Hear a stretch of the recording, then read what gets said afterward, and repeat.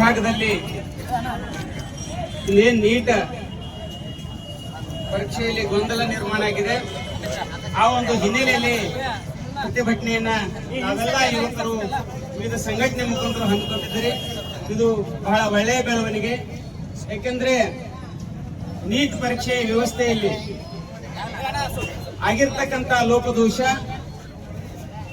ಪ್ರಶ್ನೆ ಪತ್ರಿಕೆಗಳ ಸೋರಿಕೆ, ಆ ಒಂದು ಹಿನ್ನೆಲೆಯಲ್ಲಿ ಮರುಪರೀಕ್ಷೆ ನಡೆದಿರ್ತಕ್ಕಂಥ ಹಿನ್ನೆಲೆಯಲ್ಲಿ ದೇಶದಲ್ಲಿ ಸುಮಾರು 21 ಮಕ್ಕಳು ಆತ್ಮಹತ್ಯೆಯನ್ನ ಮಾಡಿಕೊಂಡಿರ್ತಾರೆ.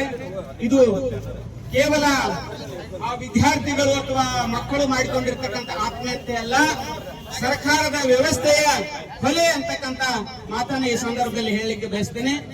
ಆದ ಕಾರಣ ಕಳೆದ 10 ವರ್ಷಗಳಲ್ಲಿ ಕೇಂದ್ರದ ಒಂದು ಪರೀಕ್ಷಾ ವ್ಯವಸ್ಥೆಯಲ್ಲಿ 152 ಬಾರಿ ಪ್ರಶ್ನೆ ಪತ್ರಿಕೆಗಳ ಸೋರಿಕೆ ಆಗಿದೆ.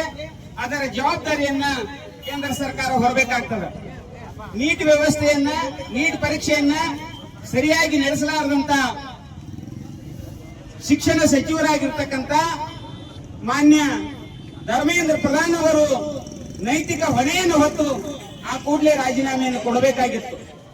ರಾಜೀನಾಮೆಯನ್ನು ಕೊಡದೆ ಮರುಪರೀಕ್ಷೆಯನ್ನು ನಡೆಸಿ 21 ಮಕ್ಕಳ ಆತ್ಮಹತ್ಯೆಗೆ ಕಾರಣರಾದವರು ಮಾನ್ಯ ಧರ್ಮೇಂದ್ರ ಪ್ರಧಾನ್ ಅವರು ಈ ದೇಶದ ಶಿಕ್ಷಣ ಸಚಿವರಾಗಿ ಮುಂದುವರಿಯಲಿಕ್ಕೆ ಯಾವುದೇ ನೈತಿಕ ಹಕ್ಕ ಇಲ್ಲ.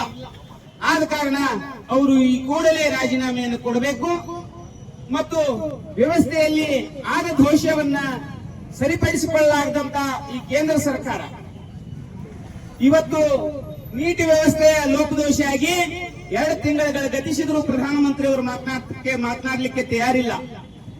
ಕೇವಲ ಹಲವಾರು ಬಾರಿ ಮನ್ ಕಿ ಬಾತ್ ಮಾತಾಡ್ತಾರೆ.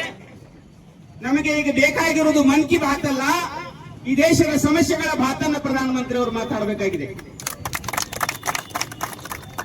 ಈ ದೇಶದ ವಿದ್ಯಾರ್ಥಿಗಳ ಸಮಸ್ಯೆಯನ್ನು ಬಗೆಹರಿಸುವಂತ ಕಾಮ್ ಕಿ ಬಾತ್ ಮಾತಾಡಬೇಕಾಗಿತ್ತು, ಅದನ್ನು ಮಾತಾಡ್ತಾ ಇಲ್ಲ. ಇನ್ನ ಜಂತರ್ ಮಂತರ್ದಲ್ಲಿ ಈ ನೀಟ್ ಪರೀಕ್ಷೆಯ ಪ್ರಶ್ನೆ ಪತ್ರಿಕೆ ಸೋರಿಕೆಯ ವಿರುದ್ಧ ಇವತ್ತು ದೇಶದ ಯುವ ಶಕ್ತಿ ವಿದ್ಯಾರ್ಥಿಗಳು ಏನ ಪ್ರತಿಭಟನೆಯನ್ನು ಮಾಡ್ತಾ ಇದ್ದಾರೆ. ಈ ಪ್ರತಿಭಟನೆಯನ್ನ ವ್ಯವಸ್ಥಿತವಾಗಿ ನಿಭಾಯಿಸುವಲ್ಲಿ ವಿಫಲವಾಗಿರ್ತಕ್ಕಂಥ ಕೇಂದ್ರ ಗೃಹ ಇಲಾಖೆ ವಿದ್ಯಾರ್ಥಿಗಳ ಮೇಲೆ ಹಲ್ಲೆ ಮಾಡಿದೆ. ಯಾರು ಪ್ರತಿಭಟನೆ ನಿರತ ವಿದ್ಯಾರ್ಥಿಗಳನ್ನು ರಕ್ಷಣೆ ಮಾಡಬೇಕಾಗಿತ್ತು, ಅವರು ವಿದ್ಯಾರ್ಥಿಗಳ ಮೇಲೆ ಹಲ್ಲೆ ಮಾಡಿದ್ದಾರೆ.